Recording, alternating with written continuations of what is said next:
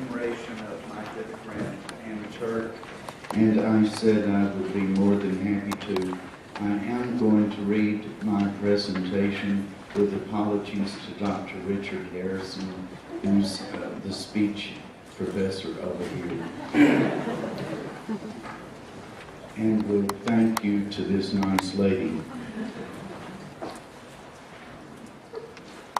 I'll admit to you that so much could be said about a little southern lady with a very strong will and a definite system of values.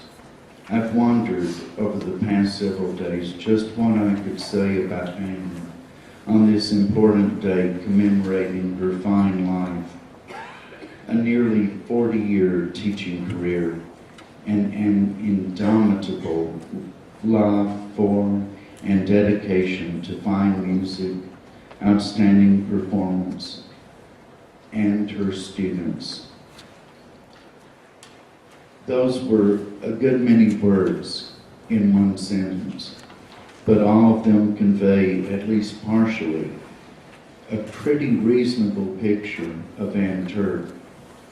For those of you music students who never encountered Anne, I'm very sorry that you didn't have the great privilege of studying with such an incredible person.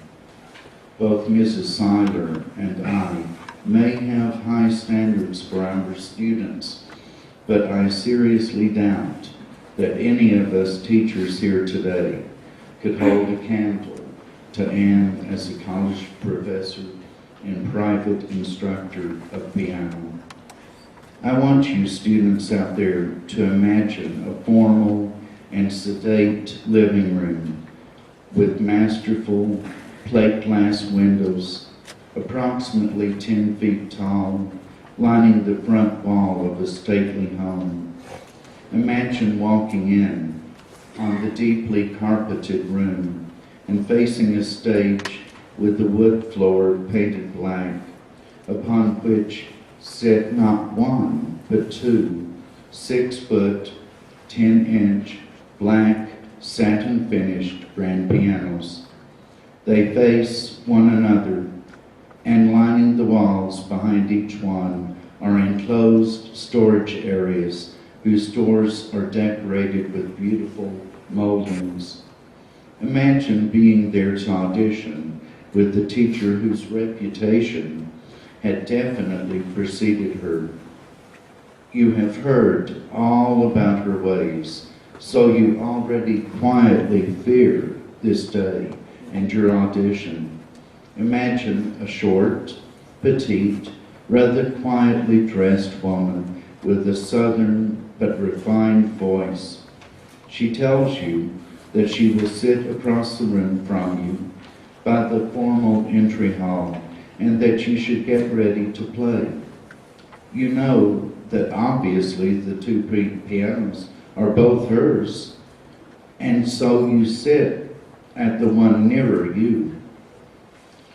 But just as you sit, she says to you, "No, don't sit on that one. Go sit at the other one." You say, "All right," and you go to the other piano. Just as you sit there, she says from across the room, "Now there's nothing wrong with the piano where you were. That is a Baldwin, and I bought it at Whittle's Music Company in Dallas. It's a perfectly good piano, nothing wrong with it. But on the Steinway where you are now, all of the mistakes show up so much more clearly. Now go ahead and play the piece." I remember that day as if it were yesterday. That was my first encounter with Anne Turk. I should say with Anne Dean Turk. And I was, up until then, a naive 18-year-old just about to enter a brave new world operated by a masterful teacher. Over the next 2 years or so, I learned from that master and you would have too if you had had the opportunity. And Turk wasn't just a piano instructor who wanted her students to do well. She was a specialist in that rigorous world of the rules of harmony. In that capacity, she knew the ins and outs of musical standards, and I'm going to need a drink of water. And Richard, forgive.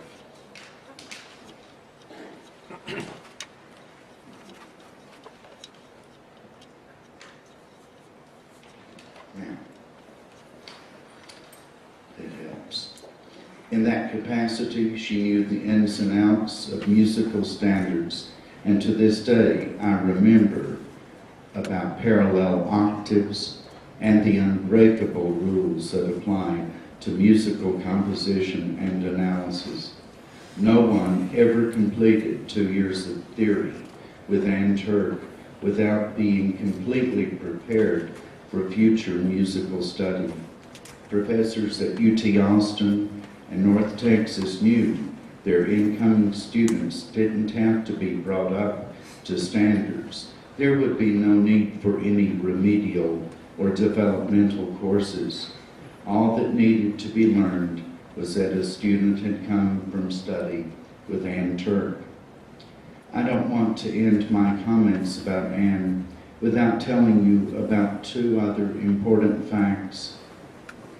One was that she continued performing beautiful and very well executed classical piano music almost until the age of 90.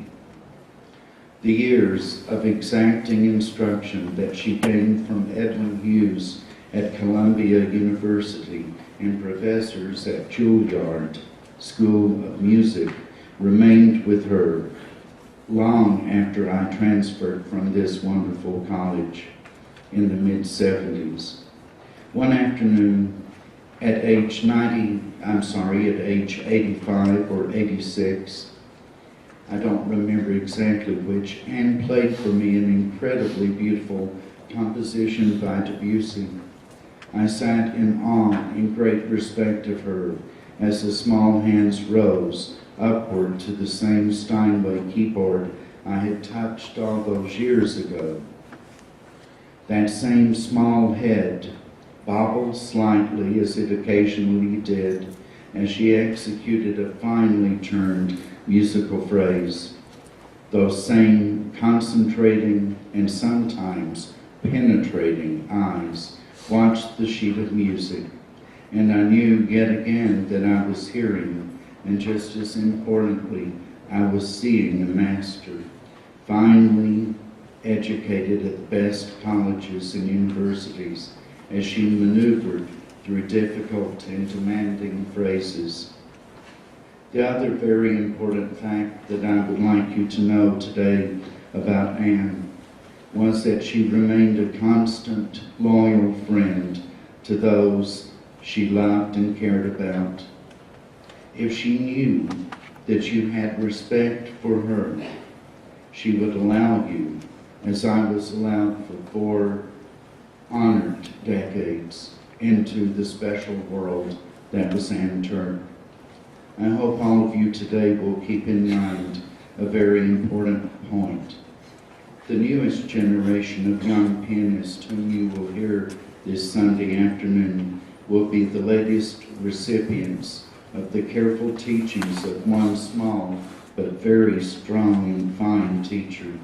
If you knew Anne, there are no words necessary. You will always remember her.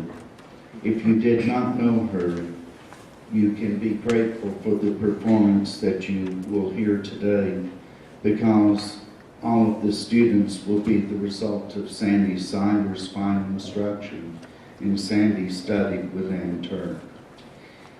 Anne received the Piper Professor of Teaching Award, one of only very few given to excellent professors in the state of Texas.